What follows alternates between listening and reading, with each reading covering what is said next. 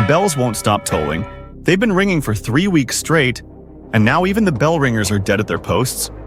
You step off the merchant cart into what was once a thriving medieval city, and the first thing that hits you isn't the sight of bodies piled like cordwood in the streets. It's the smell. A putrid, overwhelming reek that's part rotting flesh, part burning wood, part human waste so thick you can taste it on your tongue. You instinctively cover your nose and mouth, but it's already too late. With that first breath, you've just inhaled death itself. A rat scurries between your feet, carrying fleas in its fur, fleas that carry the plague. You don't know it yet, but you've already been infected. Your clock is ticking, and you have less than 12 hours left to live. You think you're tough? You think you could survive the Black Death? Let me tell you exactly why you wouldn't last 12 hours in the greatest pandemic in human history, and why everything you think you know about surviving the plague is dead wrong. The medieval city you've entered is hell on earth. Bodies lie decomposing in doorways where they collapsed mid-step. Entire families are piled inside houses, discovered only when neighbors can no longer stand the smell. The narrow streets are slick with bodily fluids, and wooden carts creak constantly through town, loaded with naked corpses stacked like firewood. Giovanni Boccaccio, who survived the plague in Florence, wrote that the city had become nothing but a sepulchre. Bodies were thrown into deep pits and covered with so little earth that dogs and wolves dragged them forth and devoured them. You're not entering a city. You're walking into humanity's graveyard. Children wander the streets crying for parents who will never wake up. A woman in a torn dress dances maniacally while her husband's corpse lies at her feet. The few people still alive move like ghosts, their eyes hollow, their minds broken by watching their world collapse. Every step you take seals your fate. Medieval cities were paradise for rats, garbage thrown from windows, human waste in open gutters, food scraps rotting everywhere. Where there were rats, there were fleas carrying Yersinia pestis, the plague bacterium. You don't need a direct flea bite. You brush against infected cloth, sit where a plague victim sat, handle coins from a diseased merchant. The plague spreads through the simplest contact. Chronicler Gabriele de Mussi wrote, "The infected pest breathed upon others and spread the disease. Whoever spoke to them was infected and could not escape death." Medieval people couldn't understand bacteria, but they saw that proximity to the infected meant certain death. The plague killed Pope Clement VI's physician, King Alfonso V of Castile, beggars and nobles with equal efficiency. Social status meant nothing to the Black Death.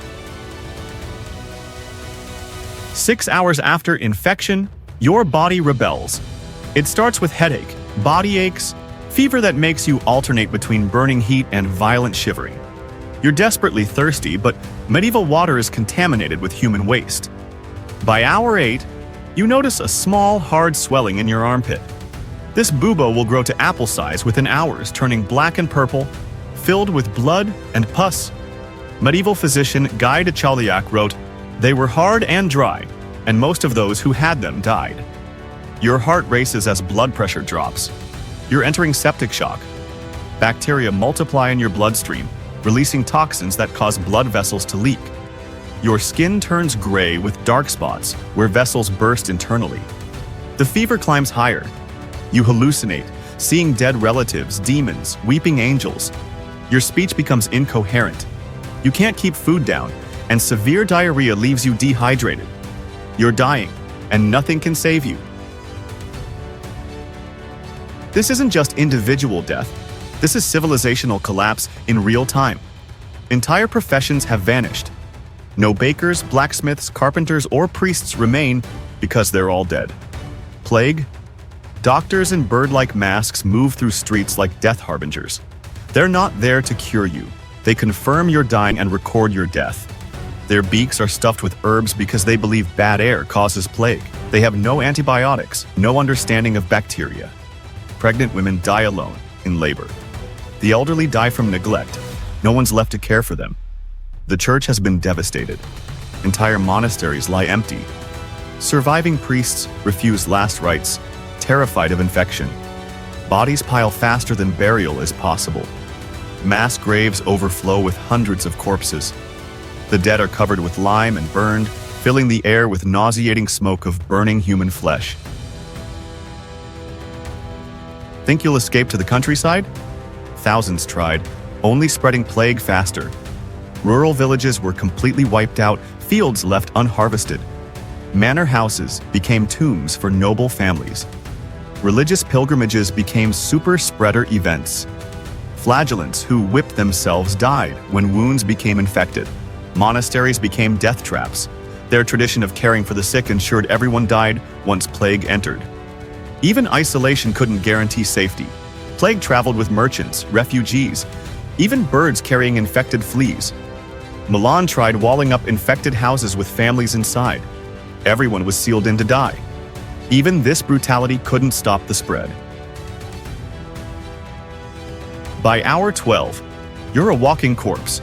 The buboes are massive, throbbing black masses. Some burst, releasing blood and pus that attracts flies. Your skin is gray with dark hemorrhages. This is where Black Death got its name. Some develop pneumonic plague in the lungs. They cough up bright red blood and die within 2 days, but they're incredibly contagious. Just breathing their air is a death sentence. Fever has reached levels incompatible with brain function. You're constantly hallucinating, speaking to people who aren't there. Your body can no longer regulate basic functions. Death is now mercy. Here's the brutal truth. Surviving the Black Death had nothing to do with strength, intelligence, or preparation. It was random biological lottery, and most people lost. The plague killed 30 to 60% of Europe in 7 years. Some regions saw 90% mortality. Entire bloodlines ended. Languages disappeared. Civilization's social fabric disintegrated completely.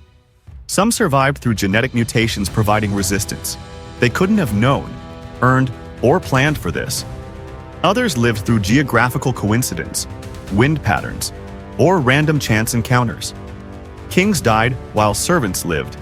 Physicians died treating patients who recovered.